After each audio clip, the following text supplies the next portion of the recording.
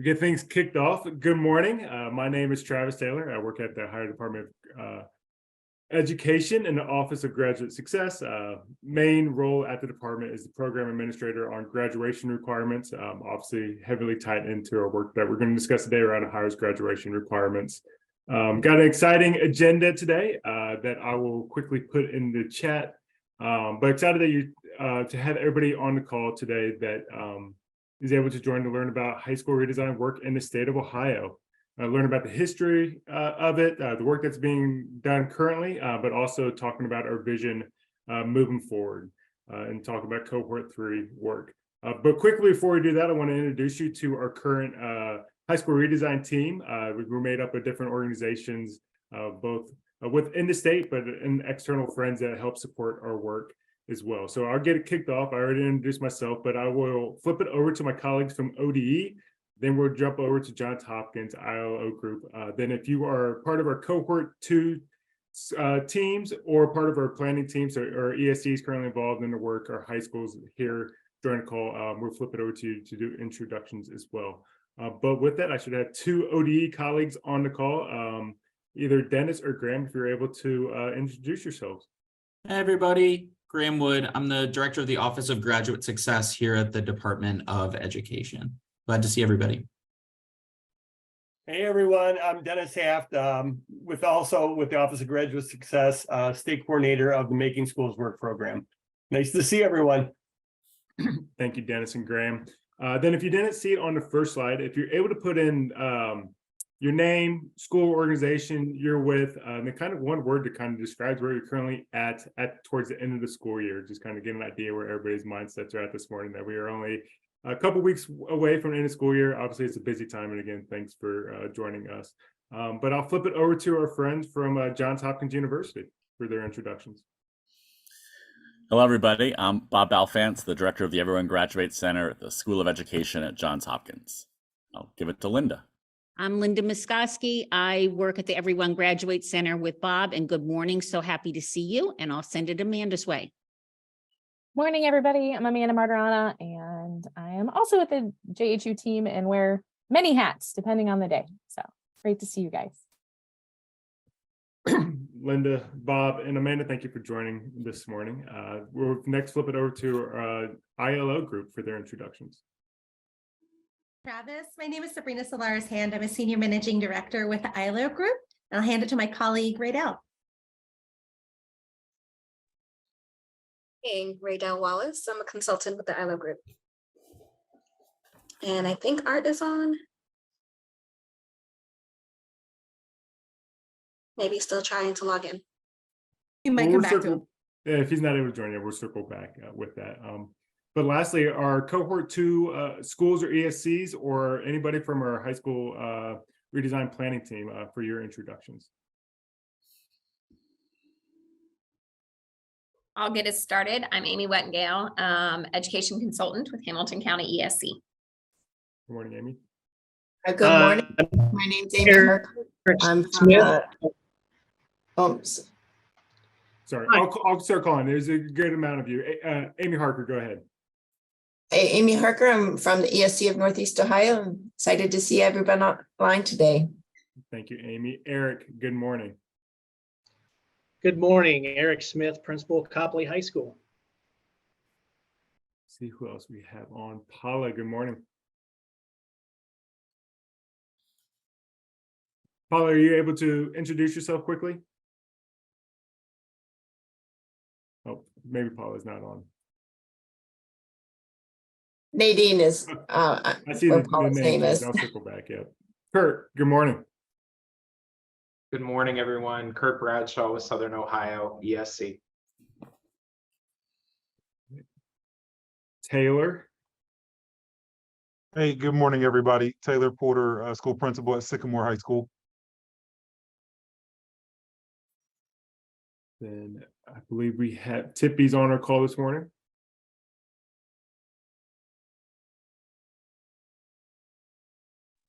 Good morning. This is Tippy Foley with the Educational Service Center of Northeast Ohio. Thank you. Good. Then anybody else, Paula or Nadine, I'll circle back to you. I apologize. I was going through the names and not pictures. Hi, good morning. Nadine Grimm, ESC of Northeast Ohio. I'm not sure Paula's with us. Yep. All right, then anybody else I forgot this morning for introductions as part of our planning team? All right. I know that was a pretty quick, fast pace there. A good opportunity. You'll hear from a good amount of them. The work that they're doing, either directly part of either Johns Hopkins, ODE, or ILO, but also from part of our school, part of our presentation today, is you'll be able to hear directly from them, have time to engage with them. So if we're able to flip it to the next one, we'll quickly run through the agenda, how we're going to spend our time together. Next, we're going to walk through with our friends from Johns Hopkins, learning about their work around and how they support and implemented the high school redesign in the state, cross-state collaborative throughout not only Ohio, but also throughout other states throughout the US, and what the pillars in to support their work. After that, we'll hear from the department, particularly Graham Wood, to talk about the history of redesign in Ohio and our vision moving forward with it. But a good portion that we're excited about today is our cohort 2 panel. So you're going to be able to hear from a couple of the ESCs that are connected with the cohort 2, their work currently with it, but also 2 principals from Euclid, then Sycamore, that introduce themselves a little bit and go into introduction. We have some questions from them, but we're also going to open it up for the audience today to ask them particular questions as well. Then we'll wrap up with just general questions and next steps. So full agenda today, but we're excited to share this information and an opportunity for high school redesign moving forward. So with that, I will flip it over to Johns Hopkins to take it away. Thank you, Travis. This is Bob Balfance from the Everyone Graduates Center, and I'm just going to share with you briefly sort of what we've been learning over the past 6 years as we've worked with 5 states and over 75 high schools on this idea of high school redesign. And we've learned, sort of there's four key sort of foundation principles for this work. First, that it's hopeful, positive, and future oriented. This is not about like, oh, if we don't do something, we'll get in trouble, or, we got to get better or else. This is really about the realization that our high schools were more or less created and scaled across our states in a different century for a different time for different goals, right? The goal was to get everybody a high school education. And today the goal is to get everybody a high school graduation, high school education to graduate and to be ready and on a pathway to some other post-secondary schooling or training so they're in a position to support their family. That's a very different goal, and our schools need to be given a time and place and structure to redesign themselves for the future that they're in now, not the past they were created in. We know that this is important to be evidence-based. There's been a lot of learnings over the past 20, 30 years on what works for different aspects of high schools. But we know there's no one way that works for all, and this is really about local customization and orientation. It's about understanding what the evidence base is, but then customizing it and localizing it to your circumstances. We found that this works really great when it's participatory, when it's driven by school teams, pretty expansive school teams that include all the people that have a stake in making the school a place where everybody wants to be. So teachers, counselors, students, school leaders, district, community staff, all have a stake in this game. And the best designs happen when the widest number of stakeholders are involved from the beginning. And then finally, we found it's critical that this be sort of a networked effort, a supported effort. It's hard to reform alone, right? There's a lot going on. There's a lot of challenges. And it's we learn better and quicker and stay with it longer when we're doing it with other folks engaged in similar work that we can lean on, learn from, and support. Okay. Next slide. One of the things we've done over time and learned has been very powerful is to help organize the evidence base into sort of 4 areas that are under the control of schools largely, right? Not fully, but largely these are areas that schools can influence control over, because you can't redesign things you can't control, right? So the first is how you organize your adults. The strongest asset in your building are the adults you employ, and you have a fair degree of latitude of how you organize them. And the central thing here, it's really about creating teams, not individuals, right? That was the old model. Every individual has a assigned role and somehow it all works together, but everyone is doing their own thing. We know we're much more successful when it's a collective team-based effort. The second is how we support students and really put them at the center. And we really know, the pandemic, if it taught us anything, it taught us the importance of hope, agency, trust, and relationships. Because when we lost those during the pandemic, we saw how important they are. Teaching and learning is at the heart of this work, right? And we've got to really think about how to make that redesign so it really works for the time and place we're in, so all our students feel supported, engaged, and challenged. And then finally, right, we have to have post-secondary pathways for all. And this is really the place actually where the evidence is that high schools can have the biggest impact on the life course of their students is by giving them sort of equitable opportunities to have pathways to post-secondary success where they feel they have some choice and voice and opportunity. And it's not just some kids get this, but some kids don't. All right, next slide. The other big idea that you're going to hear a lot about that we've learned is that really mindsets are as important as practices. So often in this work, we go right to the practice. What's the evidence-based practice? What's the new practice? We work hard to implement it and not really realizing that a lot of new practices require new mindsets. And our mindsets were shaped by our schooling experience. We all more or less went to a traditional high school. Many of us more or less spent most of our careers in traditional high schools. That gives us a certain assumptions about what is and is not possible that we're not even fully aware of shapes the choices we might make. So really surfacing those existing mindsets and the mindsets needed to support redesign is as important as the practices themselves, because if we don't shift the mindsets, the practices won't stick. Next slide. You'll learn about this more over time. We've sort of over time have built out a series of mindsets in each of these 4 areas, and also this idea of polarities, which are things we have to learn how to balance, right? So just for example, under post-secondary pathways, it's really about moving towards this idea of relevance and mastery, universal participation, and learning beyond the school walls, right? Those are all big mindset shifts from a very more traditional high school practice. Again, if some kids get this, some kids get that, to extent where we're trying to make sure that everyone gets these experiences. Next slide. And then really hitting home again, the power and the value of networks, both the network at the school level and that school team where people participate as sort of equal voices, equal insights, and then teams, networking high school redesign teams within Ohio to each other, as we're doing here with cohort 2 to cohort 3 and cohort 1 and within the cohorts. And then even beyond Ohio, we're networking folks in our larger cross-state high school redesign network where we've been working with 5 other states as well. So we get that wider influence and insights from folks doing this work, both in places like ourselves and in places not like ourselves. Right. And then again, just ending with this, it's really important to ground valuing all voices and experiences. Again, the places that have been able to implement the most ambitious redesigns, for example, have been the ones that have talked to their students the most and most deeply involved students in the redesign efforts. They've often got the most sort of bold ideas and had confidence to try them because they had a sense that the students would be with them. So that's really the power you get from this very participatory approach.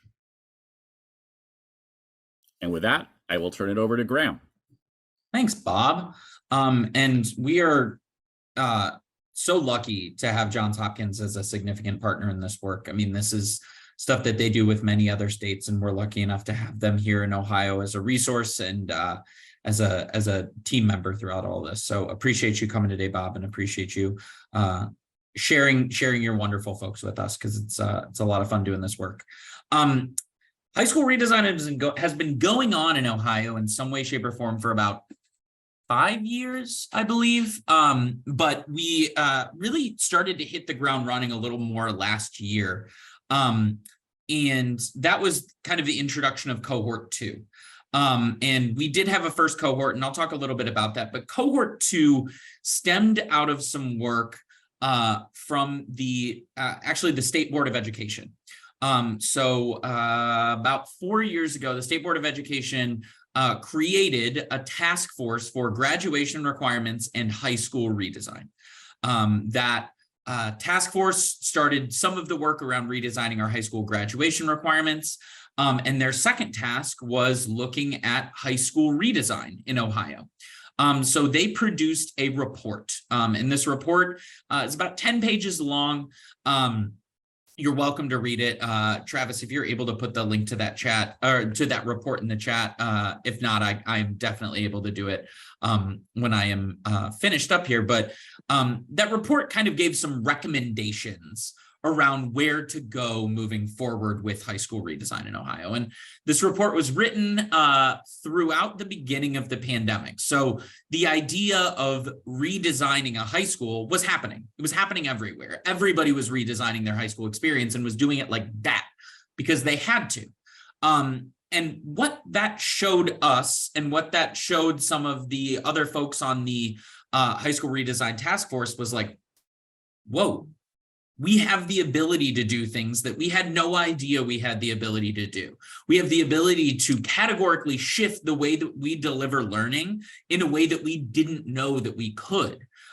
Folks that participated in the high school redesign cohorts knew that, and certain folks who were innovating on their own knew that, but we watched it happen throughout the state of Ohio. And as a task force, we kind of looked at that and said, man, we have to take advantage of this momentum. We have to figure out how to spread this and maintain this understanding that we can change. So some key recommendations came out of that report. Amanda, next slide. The first recommendation was to continue doing what we were doing. We were already working with Johns Hopkins around high school redesign, but to kind of take that more seriously as a future path. So we work with Johns Hopkins continually, and that is something that we believe in, is this this framework that Bob talked about, and the philosophy behind high school redesign. The second recommendation was one thing that was brand new in our second cohort, which was to leverage the Reframing Education platform and network. The Reframing Education Network was a network of ESCs formed out of the Ohio ESC Association that were helping schools as they were going through the process of reworking what school was going to look like in the 2020-2021 school year. So they were going through a fast and furious process of high school redesign, much more targeted toward, all right, how are we going to react to this pandemic? But we said, man, this is going to be a group of ESC leaders who are very well prepared to help people think differently. Why don't we lean into that and see what we can have happen there? You'll see that this high school redesign work very clearly includes ESC leaders as partners here, and you'll hear from some of those a little later on. The third was natural with timing, using Ohio's long-term graduation requirements as a motivation for redesign.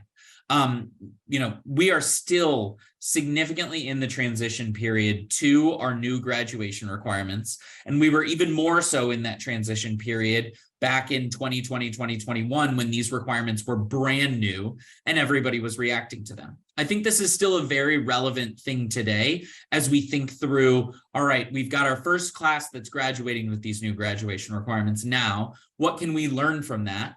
And how can we use that as a motivation for redesign? Because Bob mentioned, the big piece of the Johns Hopkins framework that is significantly, peer-reviewed, evidence-oriented is post-secondary pathways. And what is more relevant within Ohio's graduation requirements than pathways? Within pathways that push students toward whatever is next after high school and start to get them experiences that align toward whatever's next while they're in high school. If we're redesigning high schools with that in mind, it's going to both benefit our graduation requirements, which we understand folks are very heavily focused on, but is also going to lead toward high school experiences that are more tied to what students need and what is most relevant for them. And the fourth recommendation is simply to grow the network. Identify and cultivate promising innovations. So to continue to move forward, we started with a first cohort of schools. This past year, we started with our second cohort, bringing in ESC leaders as key team members with those schools. And now we're continuing that process of growing the network, thinking toward cohort 3. What does that look like? How do we keep learning, but how do we also identify the great things that are happening? And you're going to hear about some of that from our cohort 2 schools. So next slide, Amanda. Some of that means, identifying some of the specific things that schools can do. And these were some pieces that were called out within the high school redesign and graduation requirements task force report. But these are not limiting. This is not the only things that schools can do within high school redesign, but it was just some specific things that we knew schools might want to innovate on. One, scheduling, creative and flexible scheduling, breaking down that school schedule and redesigning it. Competency-based grading, graduation planning, knowing that that's a huge piece of what students need to do under the new graduation requirements. Those post-secondary pathways through graduation into whatever's next, and bleeding that next into the high school experience, whether that's through early college opportunities or whether that's through expanded career-focused education and bringing careers and career pathways down into the high school. Next slide, Amanda. Just to give you an idea of what happened, up to this point, we had cohort 1. There were 5 high schools in cohort 1, and the first real year that we worked with those high schools was the 2019-2020 school year. So that started off with some momentum, and by the end of the school year, schools were quite focused on something else rather than high school redesign. They were redesigning in a different way and very heavily focused on what was happening with the pandemic.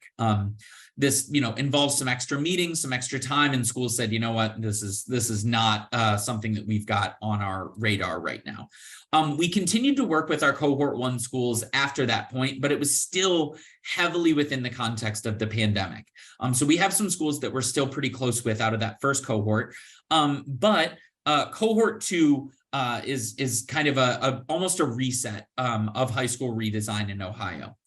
So we have 4 high schools that were a part of cohort 2. We have 2 of them that are here today, Copley and Sycamore, but we also have Euclid High School and Lakewood High School, both up in Northeast Ohio. And a key piece that we brought in as a team member to this was ESC folks. So we have 3 team members from the ESC of Northeast Ohio, Nadine, who you're going to hear from, and Paula Kucinich and Amy Harker, who is also on the call. Sorry, Amy, I know your name. And then also Amy Wettengel from our Hamilton County ESC, who were direct partners with these schools in this work.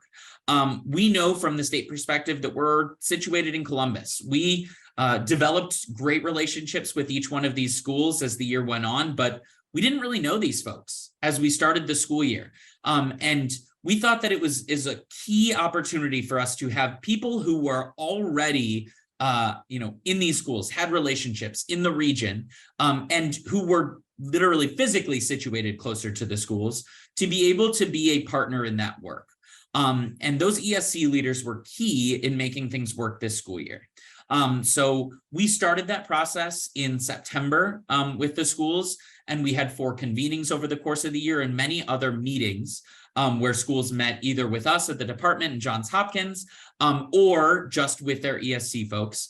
And that work is ongoing. We had a convening in April that kind of was a conclusion for this school year, but we fully plan on meeting with these folks in the fall and continuing that process of support and growing out our network and continuing to go through that. And then the future. Next slide, Amanda. Where do we see things going into the future? Well, we're heavily focused on cohort 3. And one of the first things, we mentioned how many high schools were in the first 2 cohorts. We don't exactly know right now how many high schools will be in cohort 3. We don't have a number that we're dead set on. I know that many of you are high schools that say, maybe we would be interested in cohort 3. Great. We are open and flexible as to how many high schools are interested, and kind of working with you on who's ready and making sure that we're, ready to support you. We want to continue and make sure we bolster our consistent touch point with ESCs. One of the things that we heard, in all honesty, with this past year was that our ESC folks needed a little bit more clarity at the beginning of the year. So we are committed to making that happen and ensuring that is there. You heard folks from ILO Group introduce themselves at the beginning of the call. ILO is contracting with the Department of Education right now to support us in resource development. We have a small group of folks working at the department on high school redesign, and this is, one of many commitments that we have. So ILO is providing some awesome support to us in terms of, human power to help us develop Ohio-specific resources for schools so that ESC leaders can take that and run with it with schools without having to connect directly with us or with Johns Hopkins, because, we're, constantly working on multiple different things, and those ESC folks can have that direct connection. And the more resources they have, the better. So ILO is supporting from that angle and is going to be helping us out throughout this 2023-2024 school year.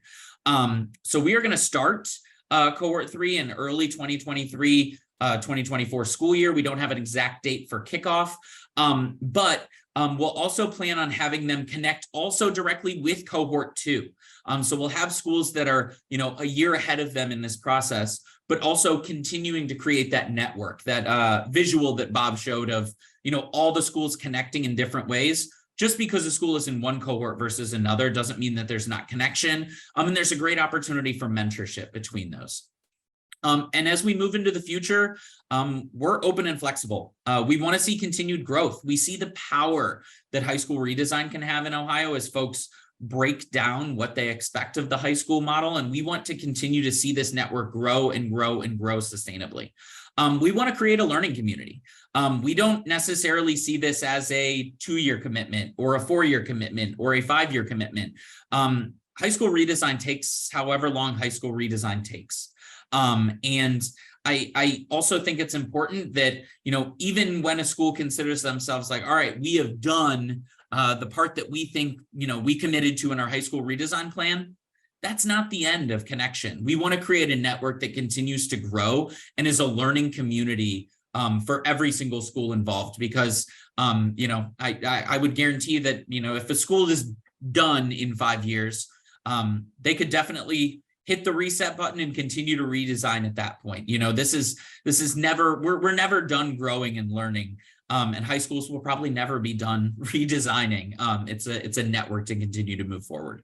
And we, continue to say, we commit from ODE to supporting this work. And we commit to growing our network of ESC leaders.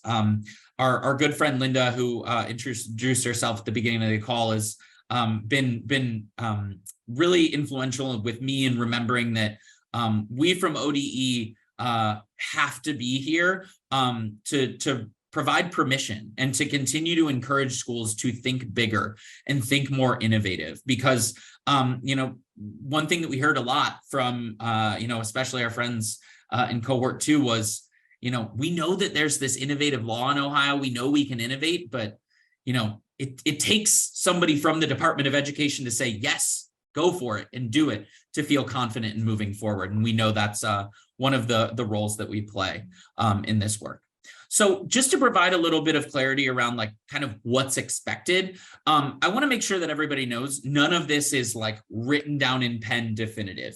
All of this is kind of general guidelines, ideas of what's expected, ideas of what your team could be. But as you'll hear from our cohort 2 schools, there's a lot that ebbs and flows throughout the school year. There's a lot that grows and a lot that shrinks, and a lot that, schools need to make their own throughout this process. So next slide, Amanda. Kind of the expectations that we're thinking through for our next school year is probably at least 4, potentially more in-person convenings. We love to have those at high schools. A couple of these this year we had kind of at neutral sites. And it just wasn't as fun. We didn't have an opportunity to see schools. We didn't have an opportunity to have schools show us what was going on, and we missed that. So we love having these at high schools. We are already looking at, for cohort 2, having one of those high schools host our first convening in the fall. We would love to do that with our cohort 3 high schools. We will have probably at least bi-weekly check-in meetings with your ESC partner. That's flexible, but we want to make sure that there's that regular connection and that momentum is moving. So that'll be up to you and your ESC leader to kind of come up with a cadence and a schedule for that. But that's something that we heard was really important from schools this past year. We'll probably be having monthly or so cohort-wide check-ins with the full team. These probably won't be full-on convenings of, everybody getting together, but just some virtual opportunities to connect and to discuss and to touch base on how things are going. And we're committed to providing further support as needed. Maybe it's, hey, we're thinking about this and we want to have another call just with one high school team and ODE to talk about a specific, maybe you really want to dig into credit flex and what that looks like. Awesome. We can sit down and have a separate call. Maybe you need some project management conversation and what that a process looks like with the ILO group. Maybe ILO group wants to hear from you so that they can work on some resource development. You'll have different touch points throughout the year as things go on. And the idea would be that you develop a redesign plan by the end of the school year. When I say plan, that is big time in quotes. We had in April all 4 of our cohort 2 schools together to show kind of what their redesign plans were. And they were in very different places. And every single one of those places where those schools were at was great. Some had very clear ideas and were already piloting things in the 22-23 school year. Some were saying, yeah, we're still in the data development stage. We're still kind of going through our process of stakeholder engagement. And wherever you land at the end of the school year is perfect. As long as you're committed, like Bob said, to exploring change and engaging with your community. That's what high school redesign is all about. It's not about the numbers that change. It's not about exactly what happens. It's more about the process and rethinking what high school can be. So that's kind of the baseline level of expectations. And as a cohort and as a community, we can continue to build upon that. This is always an iterative process. So if there's things that you'd say, actually, I think I'd rather have some more guardrails around this, or, hey, I don't think I can commit to something like that. That's a conversation that we can have. So don't feel if you don't feel comfortable with every single one of these, that you're not, ready for high school redesign. And the last slide from me is just an idea of school teams. We often hear from folks like, hey, you talk about these teams, who's on the team? And these are just ideas of examples. These are some examples that, we've seen in the past. And no team is one size fits all. Sometimes teams are very large, sometimes teams are smaller. We do ask for at least certain commitments from you.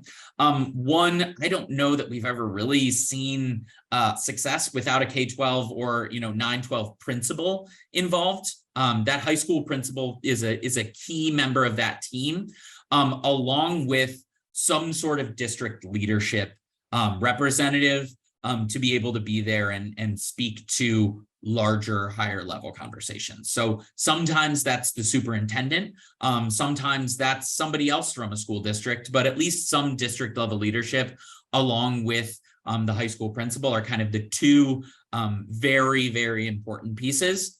And from there, it's up to you to identify who the right people are from your school. So, from, team 1, we've got folks that work with students with disabilities. We've got an assistant principal. We've got teachers. We have students. Linda, thank you. We've seen more and more schools, including students on that team. And that ends up being a really, really helpful and important factor because that's a voice that often is not involved in these high level conversations. That is a key there. Tom's asking about athletic directors. That is absolutely somebody that could be involved in a team, 100%. These are just ideas. If you have somebody else at your school that you think should be involved, you're welcome to bring whoever into the conversation that would be necessary. Parents, Kurt, 100%. Parents along with students being a factor there absolutely can be involved. So those are just some ideas of who has been involved, who could be involved, but we're already getting some more things of, actually, maybe it'd be cool if this person was involved, or this would be really important. And that's all, definitely possible. So with that, I'm going to kick it over to Travis and our panel. Thank you, Graham. A lot of good information there. I know we're just over halfway or a half hour into the meeting today, and I forgot to mention at the beginning, the presentation and info session is being recorded, and we had the slide deck that we'll be sure to send out to everybody on the call. It's a lot of good information this morning. We want to make sure that you can reference back to both the slides and the presentation after this meeting if you have anything that you want to refer back to. But this portion is we want to make sure that you hear from cohort 2 schools. cohort 2 ESCs, learn from them, learn hands-on what their first year experience was and what they did to implement high school redesign and get their feedback and thoughts. So with that, we'll get things kicked off. We're able to remove the slide so we can see our friends' lovely faces, and you can put faces with the names. As we saw on there, we're being joined today from Amy Wettengale from the ESC of Hamilton County. Taylor Porter, who you see, everybody sees his face right now, I believe, on screen, who is a principal at Sycamore. We're joined by Eric Smith, who is principal at Copley High School, and Nadine Grimm, who is one of our ESC partners as well. How we're gonna structure this is we're gonna have specific questions to kick off. I'll be the moderator, walk through the questions for them that they can respond to. But then we also want to give time for the audience to ask your own questions with our host or guest today on questions that they may not have touched on or anything that you want to learn. But also make note as after we get done with the panel, there will be a general Q&A at the end of the session that you can ask anybody any questions on the call. So with that, Eric, you drew the lucky ticket this morning. You're going to be the first one, but this question is for all four of you, but Eric's going to start us off. What originally drew you when you heard about high school redesign work in the state of Ohio? What was a couple of things that drew you to the work that got you excited and wanted to get your school involved?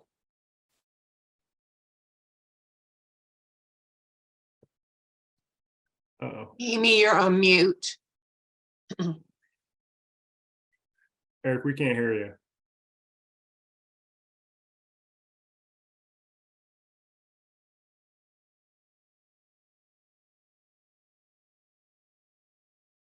So as you figure that out, Taylor, I'm gonna flip it over to you, sir. What drew you to the work of high school redesign when you learned about it? Well played, Eric. Well played. That's a nice way to get out of the first question there. I appreciate that. So I'll share with the audience. I'm actually in my first year as principal here at Sycamore. And so I think I really, for several reasons, I'm just so blessed to be a part of this incredible community and this incredible team here at Sycamore High School. And the team had actually already committed to being a part of this cohort 2 journey. And so just with my DNA and my mindset already being on the a little bit more progressive, open-ended, how do we do this better, continuous quality improvement kind of background is where I've been. It was something that I could support wholeheartedly from day one. And so I was really excited that the foundation and the commitment from the team was already there even before I arrived on the scene. I think just, to try to answer your question, Travis, it's so important to have leadership, whether it's principal or higher, kind of understanding the core tenets, whether it's organizing adults, students at the center, teaching and learning, post-secondary options, and really just having that kind of green light from leadership, because this is potentially scary work, just depends on what your school culture is like. But it is the right work for me and my DNA, and I'm happy that I'm a part of a program that already knew that before I came along. Thank you, Taylor. Eric, I'm going to give you an opportunity to see if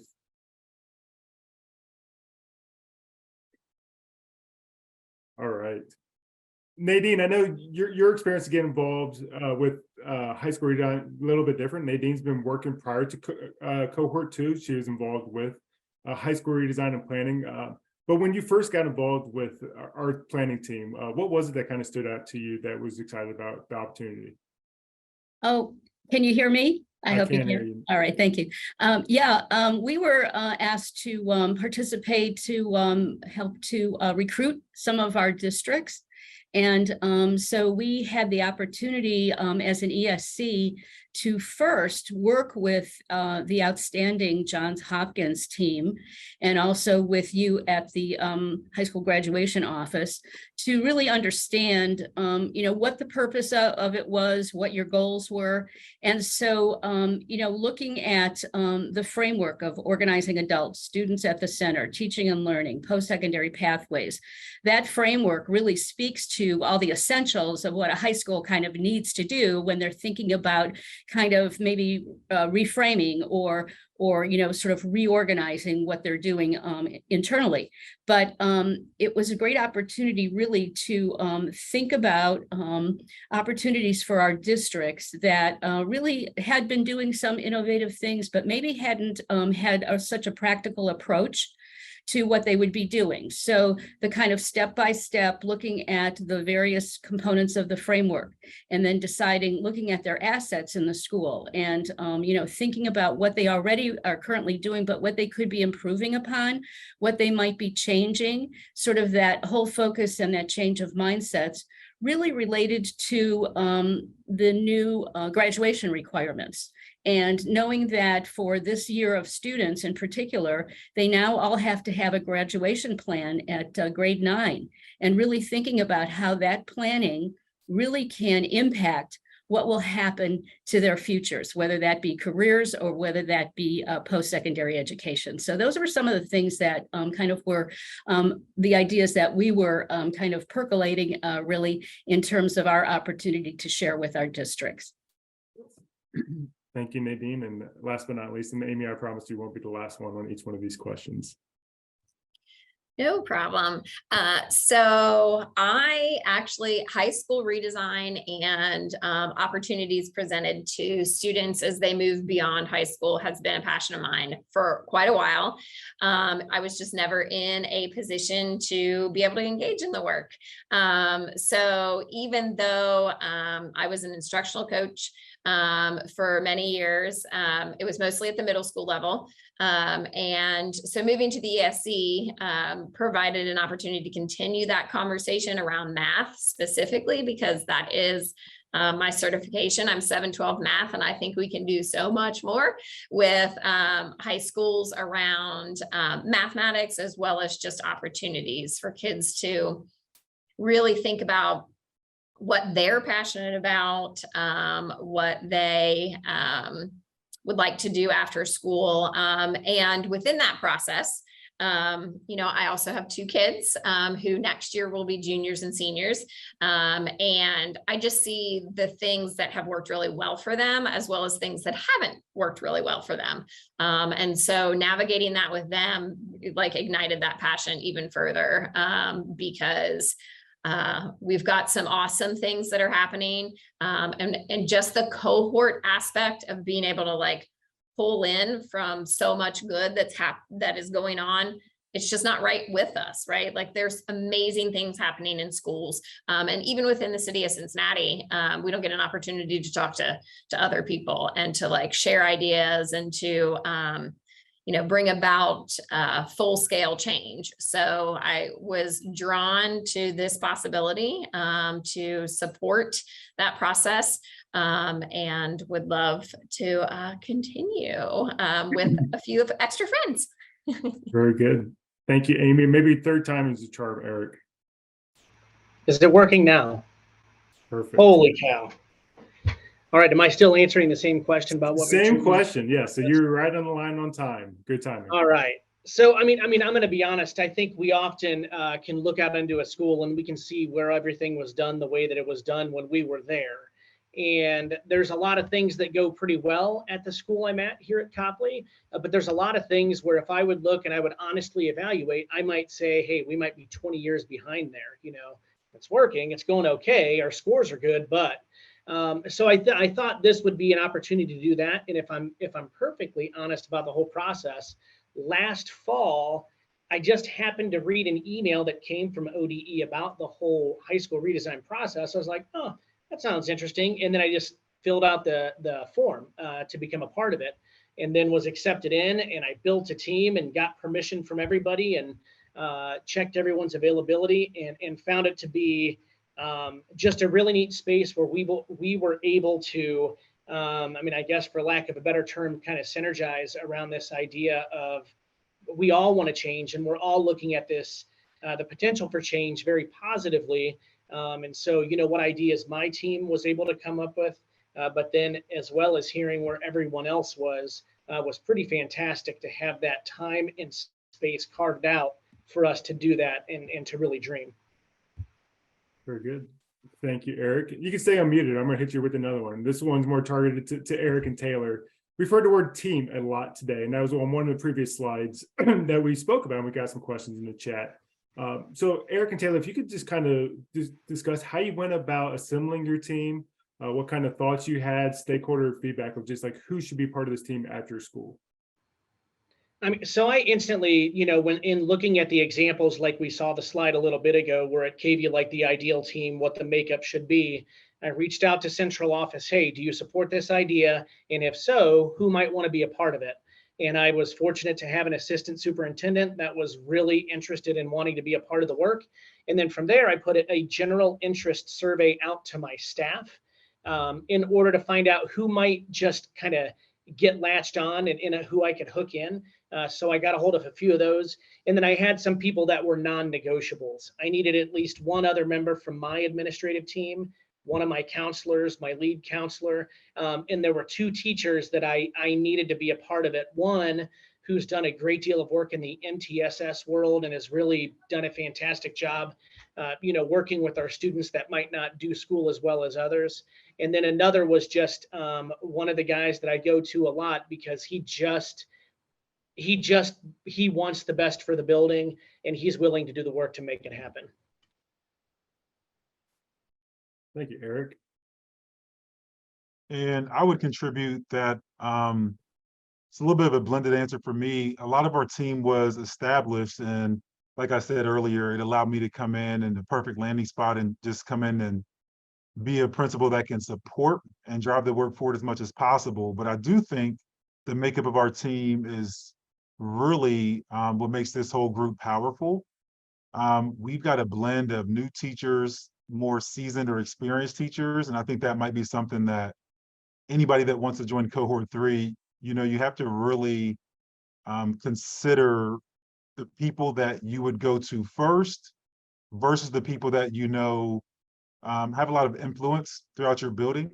There's going to be some really like even the name high school redesign, it's forced us to have some pretty challenging conversations, and so you have to just be a long-term thinker to recognize that if it's the same people that do certain things all the time and you really want to affect change in the right way, you've got to be very thoughtful in who joins your team. And so one of the things that we've done recently, now that the work is progressing, and raised a few more eyebrows in the right kind of way, we put out another all call, kind of like Eric mentioned, to say, here's our core team. It is very balanced. We have 2 English teachers, we have a science teacher, we have a special education teacher, we have a counselor, an assistant principal. We're supported by our assistant superintendent. Recently, we've got about 7 or 8 more teachers that have raised their hand and said, hey, wait a minute, that's either really interesting or that's really scary, and I want to be a part of it. And so we're now about to grow and expand the team. And I think it'll come with people to help us refine some of the ideas that we've been kicking around this year as we move forward.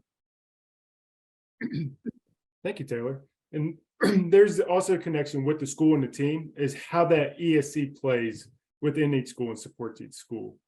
They're part of that school team as well, sit within that, work hand in hand, and incorporated their work together.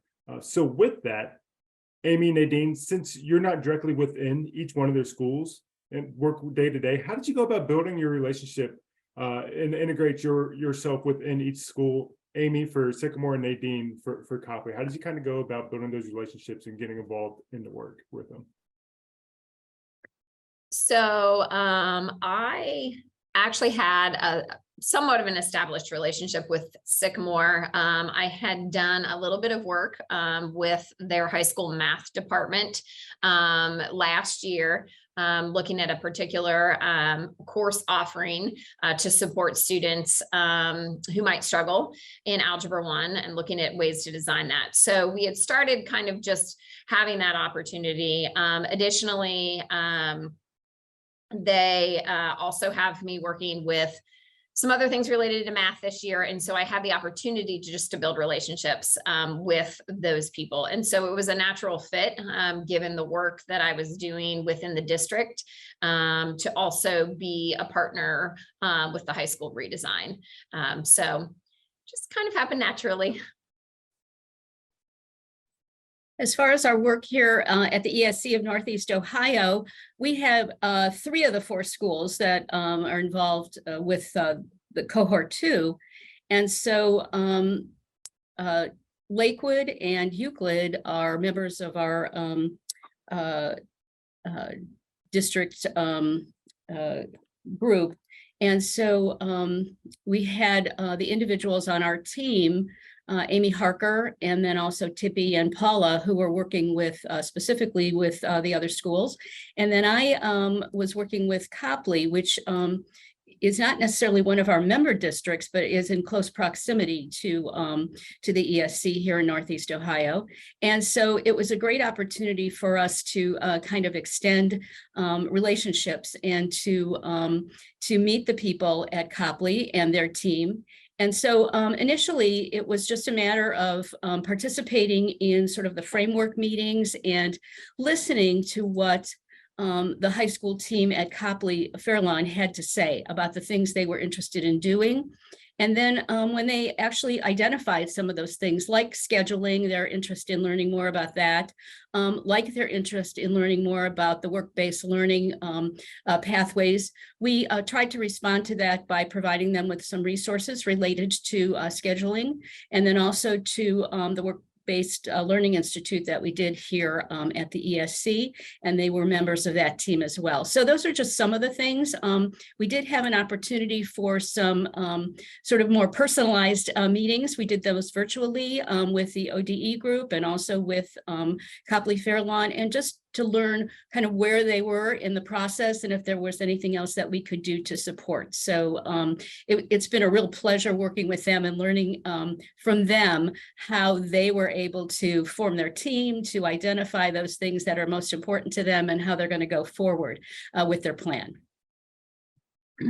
Thank you, Nadine. A couple more questions and we're going to open it up for the audience to ask our panelists some questions. This one, again, is more directed towards Taylor and Eric. But Nadine, Amy, feel free to jump in if you have anything you'd like to add as well. One of the initial things to begin high school redesign is getting stakeholder feedback from your school, from your community. What are some of the things that you learned receiving that stakeholder feedback, and how did you implement that in your work through the first year? I can give an example here, and I wonder if this could, I don't know who asked in the chat a question around, are there tangible things, because we indeed love to plan and make more plans. So I definitely appreciate that question. We had this conversation earlier in the fall around how do we even gather stakeholder feedback, and we did it in a variety of ways. I think the model really encouraged us to get student feedback, whether we use the student shadow experience by the team to gather feedback, whether we have focus groups with students. And when we talk about staff members, we even ran surveys with staff members and shared through different strategic meetings throughout the school year.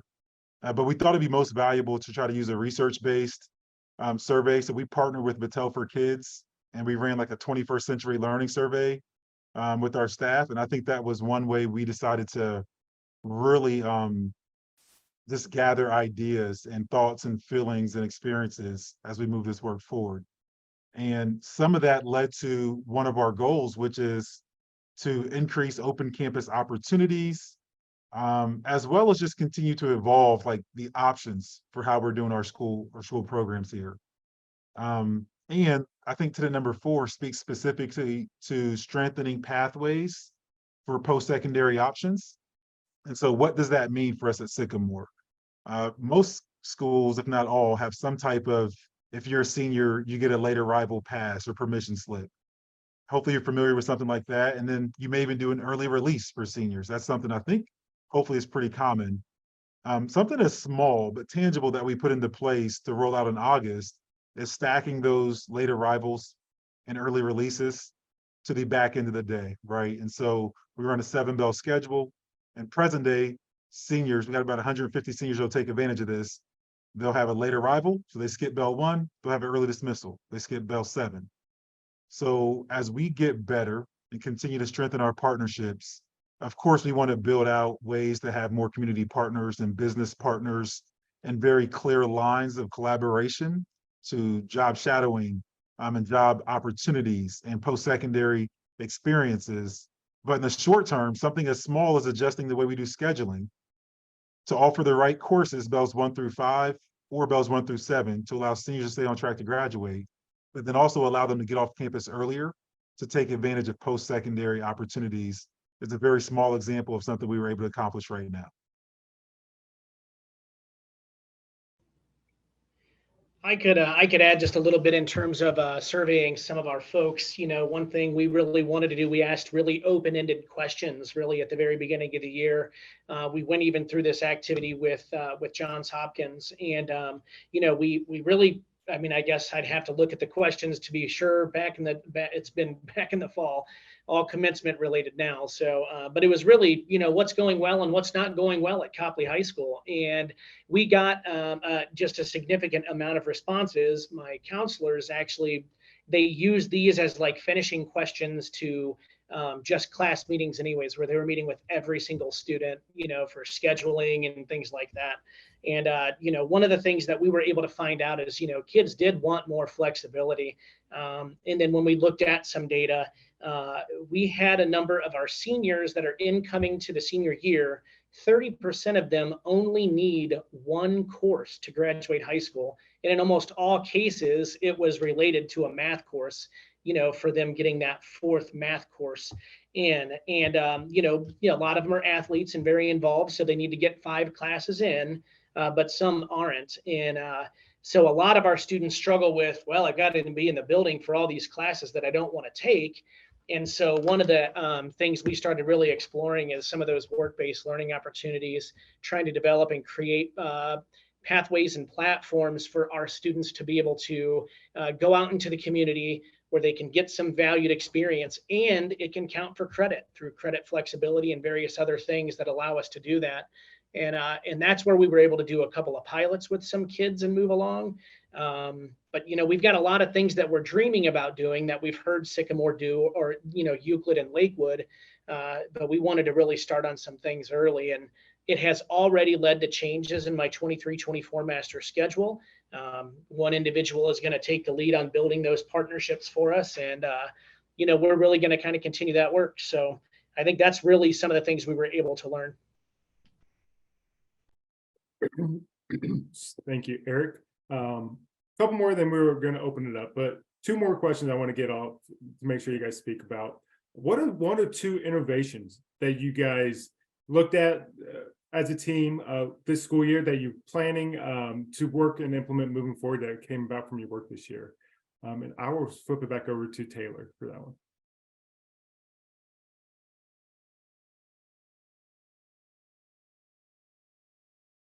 Yeah, we've got a couple of things we're really excited about, and I'll just run down 4 bullet points real quick, and all of them are at different degrees of how soon they will come to fruition. But the first thing we said we want to commit to is increasing our open campus opportunities. Number 2 would be expanding our course types.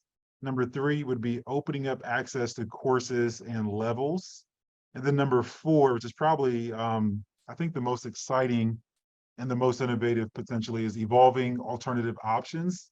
And it's all just perspective, really, because when I look at these 4 things we set out to accomplish and we want to keep working towards over the next couple of years, I don't know if any of it is from like outer space per se, right? Some of these things exist in different pockets of our state or in different schools across different states, but they may not exist here locally. And so I think that's actually a good thing, is that you can find partners if you just look in the right places to really find exemplars and templates for how you can do certain things. So for us, we're considering what it looks like to have different teaming structures. We have a program that we call Abe's Academy, which is really kind of a digital curriculum space. We have an incredible learning environment called the Innovation Lab, which really offers a blended or hybrid learning model. And so, again, these are things that we currently have, but we want to figure out how do we kind of open up access to all students as we go forward.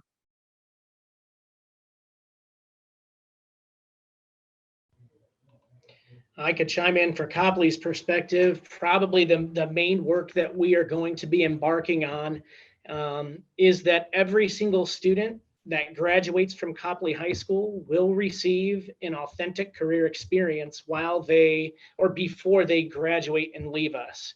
I think we all know that there's a lot of people that have visions and dreams of what they want to do.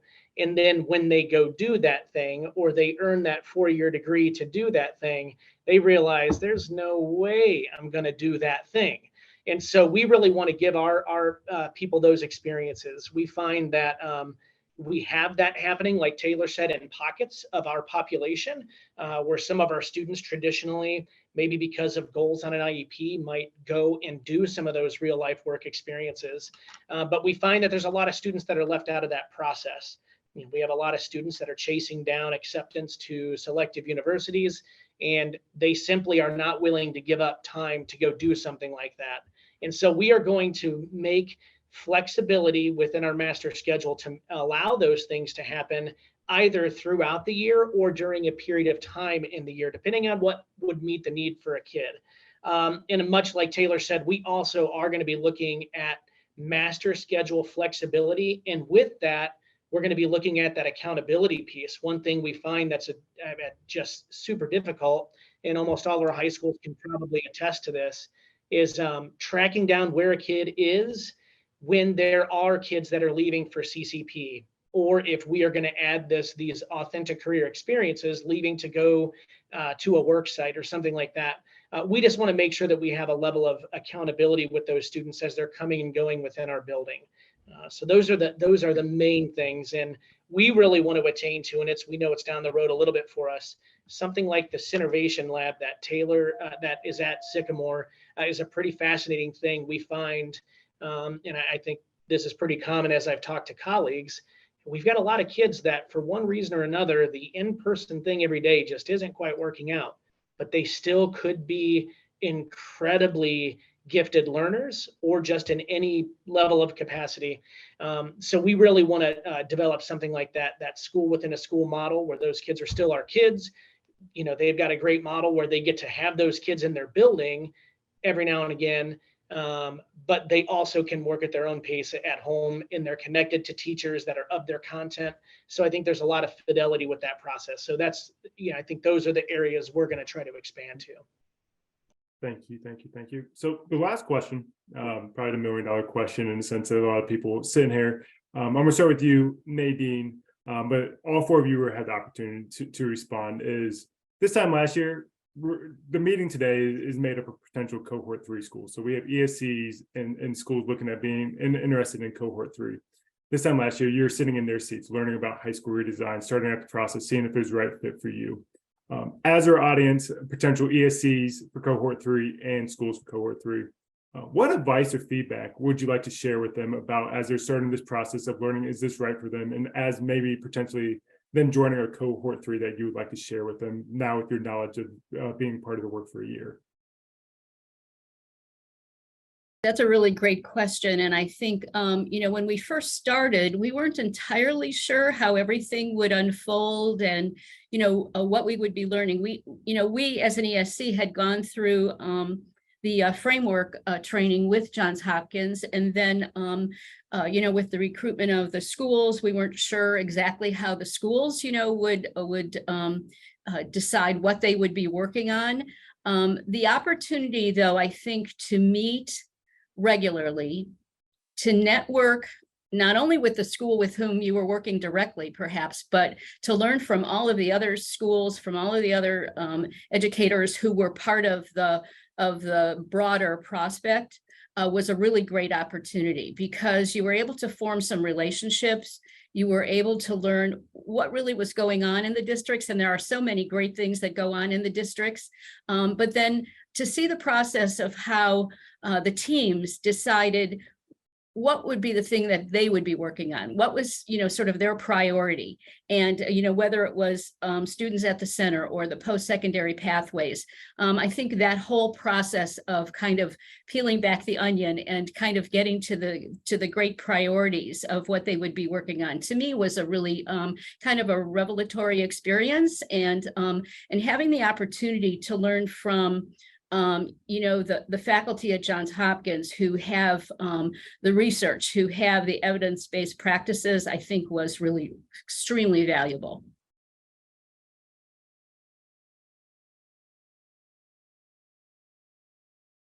Thank you, Nadine. I'll flip it over to Amy.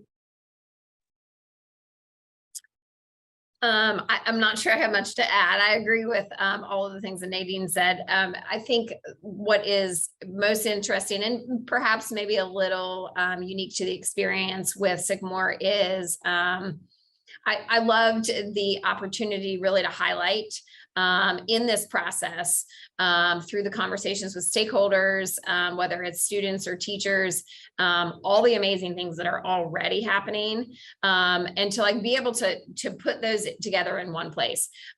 So often we live in pockets within a building, and we don't really know all the cool things that are happening. We don't get that opportunity, and so to reflect on what we could build upon, and to recognize that, wow, there are some really good foundational things that if we just tweak this a little bit or tweak that a little bit, so it doesn't, I think, have to be like this huge, massive overhaul in order to make a very good impact, in the right directions for your students.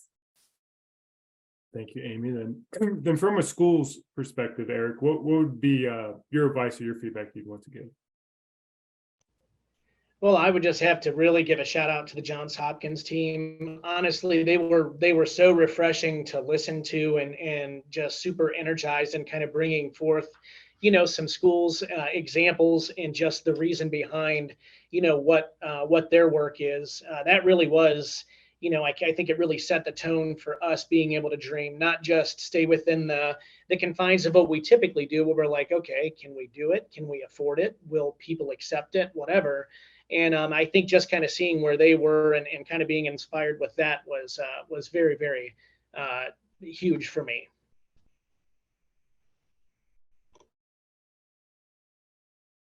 Then Eric, or excuse me, Taylor, you started us off. I would, I think I really, on several occasions, have felt that being a part of the high school redesign is really about culture and mindsets quite a bit.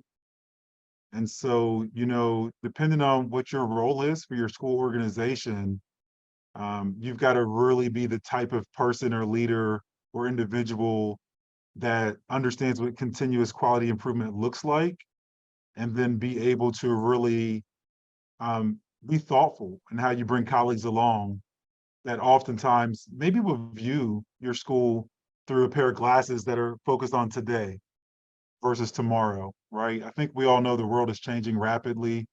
And, it doesn't mean we have to necessarily talk about all the AI things exactly, but it's just a matter of some of this feels so obvious to many of us why this is valuable and why you have to be around a cohort of peers that are doing the work. So it's been incredibly valuable to have the partnership across different schools throughout the state. It's been really important to have the credibility of a Johns Hopkins providing the framework. But I just, while it's obvious to me, I just have to say it's been so important to really understand how to lead and navigate and manage change as you have these conversations around redesign and how you move your organization forward. You want to be in partnership with your district leadership, and you want to really understand it's a long, probably over a 2 or 3 year process before you can probably make that meaningful change. Thank you, Taylor. We have time for a couple questions as we still have our panelists here.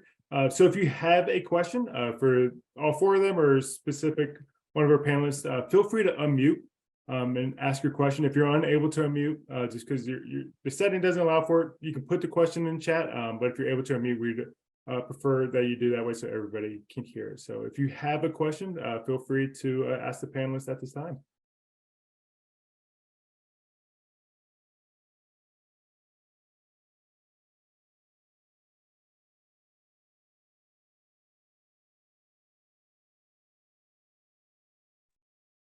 Good morning. I had two questions. The first one is for Amy. Amy, you stated that your focus area is mathematics for the most part. And so I was wondering if you were able to sort of braid in anything that dealt with the new science of mathematics that they've been pushing out nationwide lately. And if so, what that looked like in your context of this building, this reframing work. So at this time, I am a group of about 15 strong math consultants within Hamilton County ESC.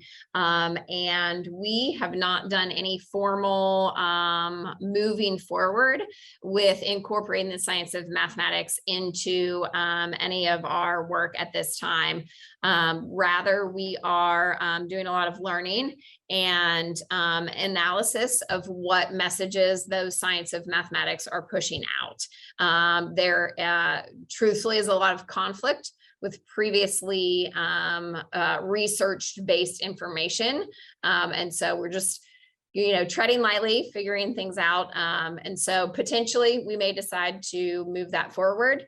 And that would just be within the scope of conversations, whatever districts are interested in when it comes to incorporating that resource. Thank you, because I was thinking the same thing, like just doing my own research on that, sort of just trying to grasp it first. So thank you for your honesty. And then Taylor, I wanted to ask you a question. You said something about a hybrid type of lab. Was that you that said that? That went along with some of the building you're doing for the reframing. And so my question goes along these lines. We have a makerspace lab here in our building that has the potential to do so many amazing things, but is underutilized. And so I just kind of wanted you to give me, some information about how your hybrid lab works, and, hopefully to give me some ideas about what else we could do to incorporate parents and other people coming in to utilize our lab here. Okay, I can't see who that is asking the question, but I will do my best to try to respond. Earlier, I had mentioned Synovation Lab, or Syn Lab for short. This is the program that I think started probably in thought and concept 5 or 6 years ago, and has probably survived 50 iterations of what it is today. But to try to be short and sweet, it's a space where we do a lot of personalization, and the courses, I think a lot of times look like the college structure, right? You would have a course on a Monday, Wednesday, Friday for your history class, and then you may have office hours on Tuesday and Thursday. And there's so many things that are important to how we got to where we are today. I'll drop a link in the chat so you can read up on Synovation Lab, but it'll probably take me 2 hours to explain the entire dynamics of all the wonderful things that go on there. But it's really about personalized learning. It's critically important to just call out that as a community that students know they're getting into and want to be a part of. And we provide, I think, unique learning opportunities while students are in that space. So I'll put a link in the chat and allow you to read up on it a bit more. And then anybody that's interested, oftentimes schools come down to Sycamore to visit, to tour, to really just kind of shadow some of the staff members that work in there. But it's one of the things that I mentioned earlier, kind of in our goals, is to recognize we're already doing this awesome cutting edge kind of experience, but we got roughly 1,700 kids, and just under 200 get to be a part of that program. And so, as you know, high school master schedules have incredible constraints. So we're trying to get creative on how do we open up access to courses, levels, and types. That's one of the things we're working on. All right, thank you. Thank you, Taylor. What other questions do we have for our panelists? If you do unmute, if you're able to say, I should have mentioned this again, if you're able to say your name and where, if you're from a school or ESC, that would be fantastic.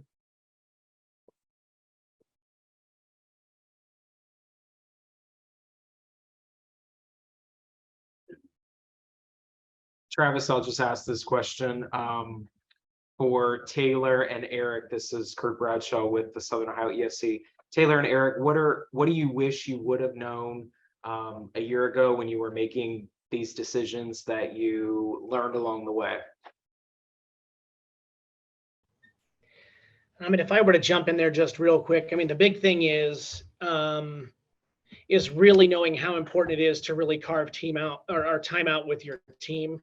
We discussed this even in the midst of our large group, and it's easy to let the busyness of our actual work lives get in the way of doing anything new and more advanced. So you really do have to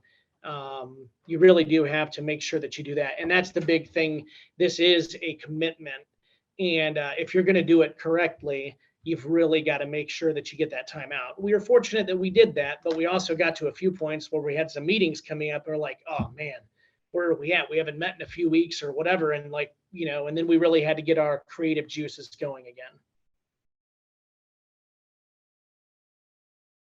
I would add into that. I think the question is, will we do anything differently if we look back? And Eric, I think you hit the nail on the head, is being sure to dedicate that time. And for us, I think it was really helpful to even be away from campus. We had some time here on school grounds. We do some kind of professional sessions after school. We even carved out a half day earlier in the year just for us to be in-house. But just to get off campus to have that focus is super helpful. And I think one of the opportunities that the first year principal in this program, maybe I would reconsider if I can go back, is that communication to the whole, right? And so we have 8 or 9 people that know the framework, know the support systems, know the partnership, know the ins and outs of all the conversations. But obviously, as you kind of move a school forward and things start to shift, you've got to find that pathway to communicate with all the stakeholders accordingly, so folks don't feel kind of surprised or blindsided when you start making decisions. So just be very thoughtful on how you communicate the work of the committee. Thank you, Taylor. I've held you now 3, but 4 of you long enough. Appreciate your guys' time today to provide your thoughts and feedback and your knowledge around high school redesign. When we speak of high school redesign, we often use the term, you've heard it today, collaborative, network. Just because they're cohort 2, potential cohort 3, cohort 1, other states and Johns Hopkins, it is a network of knowledge that we offer here. So you heard from the 4 of them today. The network goes beyond the 4 of them, but I can be confident to share that if you have questions now, you're a part of cohort 3, there's going to be opportunities and an emphasis from us on our team to make sure that we're making those connections and bringing all that knowledge together. So with that, Taylor, Nadine, Eric, I wish Amy was still on, but thank you for your time today. I understand it's a busy time of year, so very much appreciate your time sharing your knowledge. We're now going to flip it over to Graham to wrap up, talk about the next steps, then also general questions. So if you do still have questions for our panelists, if they're able to stay on, you can ask them questions, but we want to make sure that we have time to talk about next steps, and also if you have just general questions about moving forward and what's to come. So with that, I'll flip it over to Graham. Yeah, thanks, Trev. And there really is just one next step that we ask of each of you, is to fill out this questionnaire. It's just a quick survey. I think it's like 12 or 13 questions, but it's just to get an idea of interest. We would love to hear whether you are from a school, whether you are from an ESC, whether you are in some other way involved potentially or could potentially be involved in high school redesign. We just ask that you fill out the survey, let us know a little bit more, and we'll be in charge of follow-up from there. So we are likely going to have follow-up conversations with any of our ESCs and schools, making connections about high school redesign. So if you are a high school that is here, that doesn't have an ESC partner here, it may behoove you to connect with whoever your local ESC is that you worked with, have them check this out, have them explore highschoolredesign.org. Thank you, Linda, for plugging that in the chat. And then maybe we could connect with them. We would be happy to do that. If you are an ESC that does not have a high school here, vice versa, see if you can share this. This recording will be available to everybody. Share this recording with them. They can watch it at whatever speed they'd like to get a quick download. We'll also have the slides available. But we just want to make sure that everybody has all the information they need. We'll be meeting with ESCs, we'll be meeting with schools, kind of forming that official cohort of like, all right, who's committed, who's in, and then planning and getting a date together for our fall 2023 kickoff convening. So the only next step for all of y'all is just to fill out that survey. You can either scan the QR code that you see on the screen, or Travis has put the link to that survey in the chat. But we also have 11 minutes left, and that is the last content that we have. So I just want to stop for a moment and say thank you to everybody that shared. Amanda, if you can just go back to that other slide, just in case anybody was grabbing the QR code. Thank you. I want to say thank you to everybody that shared. A special thank you to our folks in cohort 2 who were able to jump on and share some of their insight. Thank you to Bob and the Johns Hopkins team for being here and sharing information. But we're willing to hang out for a couple more minutes and answer any other questions that you have. But otherwise, that is the end of our conversation today. So appreciate everybody's time. And if you don't have any questions, feel free to jump off.